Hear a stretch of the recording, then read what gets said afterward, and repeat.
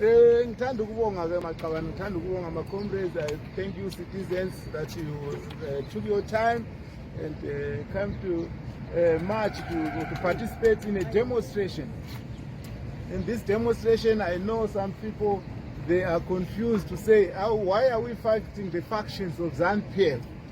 The issue is known, is very clear, that after many years, the opposition have been winning elections every 5 years. But the type of dictatorship we have in Zimbabwe is a military dictatorship. The dictatorship we have is, let me start by giving just a brief historical context. You would understand that in 1976, when ZANLA had an agreement with the ZANU, we understand that there was ZIPRA, there was ZAPU, but the reason why I pinpoint ZANLA and ZANU is because in 1980 they came and took over, and when they took over, those ZANLA forces, liberators, most of them, they were escalated into the rank and file. It's no good.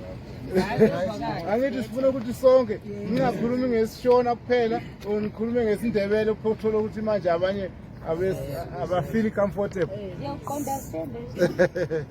So they were escalated to the rank and file of as commanders, as generals of the defense force. Now their main purpose were to protect, when in 1970s, were to protect ZANU, were to protect ZANU leaders. So the other issue is that when they were fighting to protect ZANU leaders, they were also fighting the liberation struggle, prosecute the liberation struggle to free everyone. And that happened in 1980, where after the longest house negotiations, and you know all what happened is history. Now, the main reason why I go back to history is to put this whole thing into contextual perspective.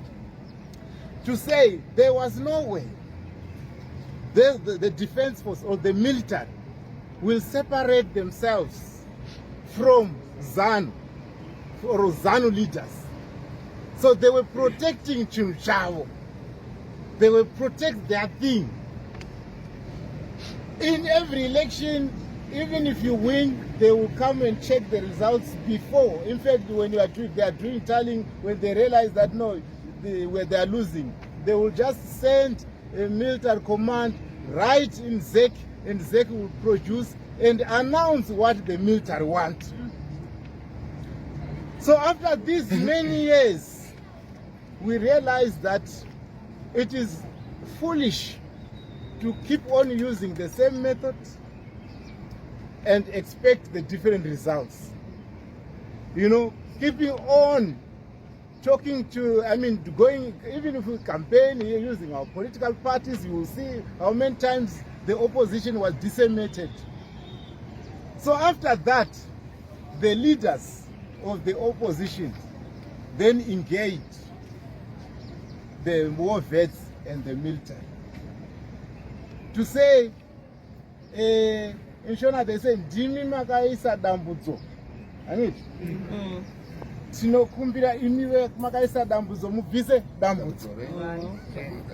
So that was the engagement was that also there is a problem here. We cannot fight the army. We are just citizens.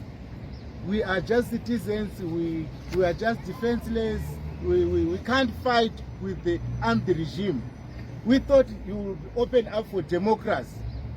Another element is that within ZANU-PF, the ZANLA were fighting for what we call egalitarian society, for equal society, which is open to democracy, which will allow elections. Anyone has the right to win and govern and to contest for state power.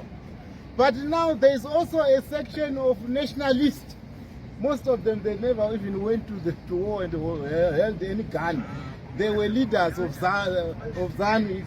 Some were in Zambia, some were in Mozambique, somewhere in Europe, somewhere in Western countries, I mean, like in America and Britain.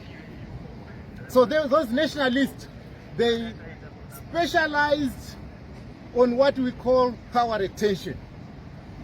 Now, the only way they will survive power retention, even against discontent from the people, was to use the army to protect that power retention, to make sure that power is kept in ZANU-PF. Now, that's how difficult, that's how hard, that's how, welcome comrades. We know them for it. That's how tough the system was so developed for power retention.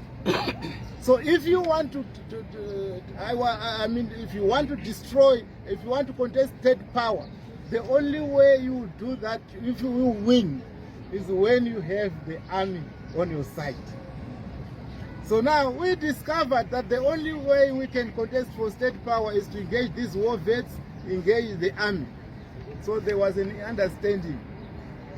Because we said, the army, you can look at the situation, look at the country, look at the deterioration, the economic meltdown, look at how many people are suffering in Zimbabwe.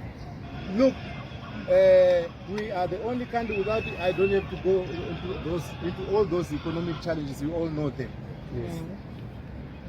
The war vets and the army also understood the challenge, and they also understand the doctrine of power retention and how it is protected and who is protecting it.